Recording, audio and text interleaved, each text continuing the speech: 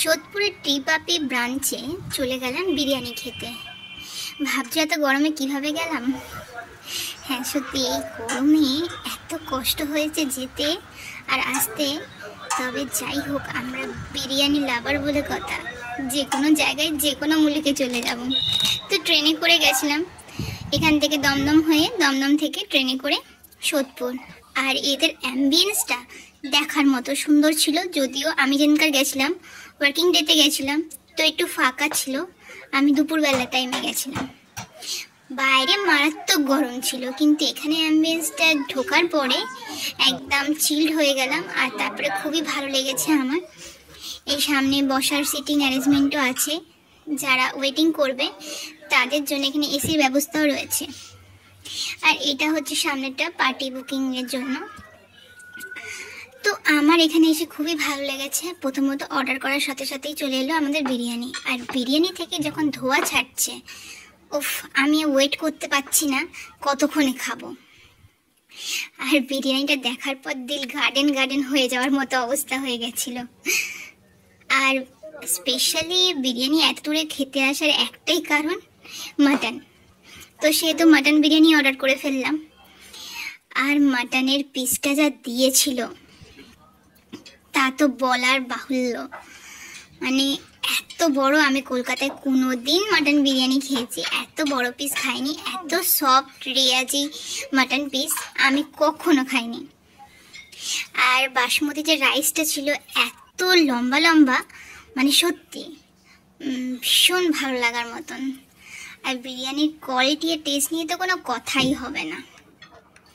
তবে বিশেষ করে খাসির মাংসর যে পিসটা ছিল ওইটা পেলেই মন এমনিতেই খুশি।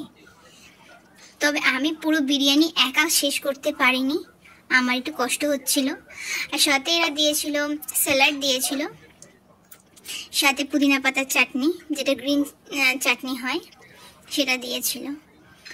আর আমার ভিডিও করতেও খুব একটা মন চাইছিল না, শুধু মনে হচ্ছিল কেউ তুলে দিলে ভালো হয়। তাই আমি কষ্ট করে একাই ভিডিও করেছি, আমাকে কেউ সাহায্য করে না।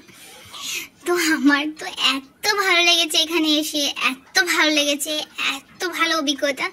কিন্তু ঠান্ডার সময় যাওয়াটা বেটার। আমার খাওয়া দাওয়া করার পর বাইরে বেরিয়ে বাড়ি ফিরতে এত কষ্ট হয়েছে। আমি কোনো দিন না সোদপুর না ব্যারাকপুর কোনো দিন আমি গরমে বিরিয়ানি খেতে যাব না। আমার এটা খুব ভালো মতোই শিক্ষা হয়েছে। তো খাবারের কোয়ালিটি ও টেস্ট নিয়ে কোনো কথা চলবে না, অসাধারণ অসাধারণ। কারা কতটা অন্য খাবার পছন্দ করে যায় না, কলকাতার মানুষ তো বিরিয়ানির পেছনে পাগল। যেমন দুর্গাপুজোয় মানে দুর্গা ঠাকুর দেখতে লাইনে দাঁড়ায়, সেরকম কলকাতার লোকেরা বিরিয়ানির দোকানে লাইনে দাঁড়াতে পারে, সে যতই গরম হোক আর যতই বৃষ্টি হোক, যাই হোক।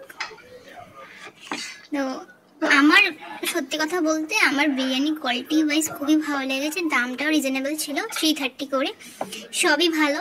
সাথে একটা ভার্জিন মহিটো নিয়েছিলাম। কিন্তু কলকাতা থেকে অতটা দূরে জার্নি করে যাওয়াটা আসাটা একটা কষ্ট। একটু ওয়েদার ভালো থাকলে সেই টাইমটাই যাওয়াটা আমার মনে হয় ভালো। তবে বিরিয়ানি খেলে মনটা একদম ভরে যাবে।